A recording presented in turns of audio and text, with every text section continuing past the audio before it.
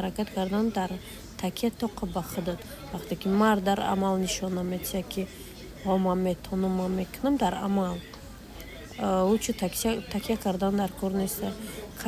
Касоне ки ёд дошта бошанд ки ман Тоҷикистон омада будам, ҷона буд, хай буд ҷо просто мо худмон биромадем, ҷо як положение буд ки оле иншолло ки мумкин бо нақл кунам. То есть аксарияти бисёр чизоро ман шуморо нишон додагим. Мо гостиницада будем ки 16 чизе буд набуд, ман барои шумо нишон додам.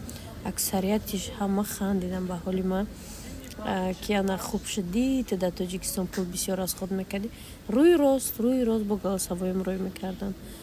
Ба ҳамиқа мегуфтам ки одаме ки як бор бизнес ай даст додагӣ вай бо мекунад.